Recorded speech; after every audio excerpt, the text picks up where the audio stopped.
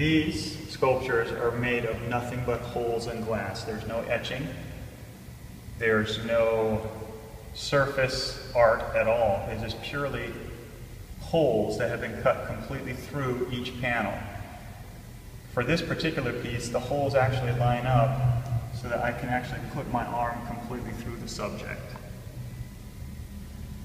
So she is nothing but margins, the edges of holes in glass. There's nothing more. Your whole style of making sculpture was based on a dream. Well, first off, I have had for years absolutely terrible insomnia. So the dream was of human forms made out of floating ribbons. They had an ethereal and angelic quality to both their appearance and the way they moved. I woke up the next morning, explained the dream to my wife, and true to her form, she challenged me to build something that would imitate that dream, that would represent it.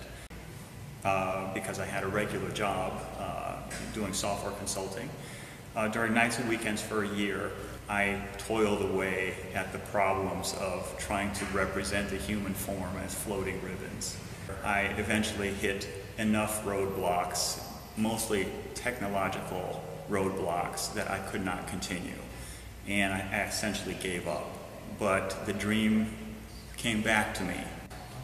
I ended up quitting my job, which was my 25-year career, and I focused all of my energy on manifesting the dream physically.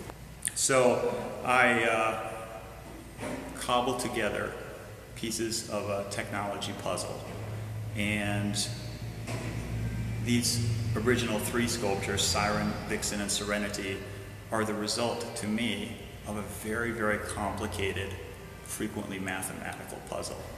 I was using fairly low-level glass cutting machinery, and the machine has very severe limitations as to the motion of the cutting head. It's a needle, it's a water jet machine, so it's cutting the glass using water mixed with garnet dust. And the machine can only cut directly straight through the glass. It's completely perpendicular to the surface of the glass, and it can essentially only cut in straight lines and simple arcs. So my first 3 sculptures are based on nothing but the simplest of geometries, simple lines and arcs. It's just there are so many simple lines and arcs, they're so fine that it looks like they're simply flowing curves.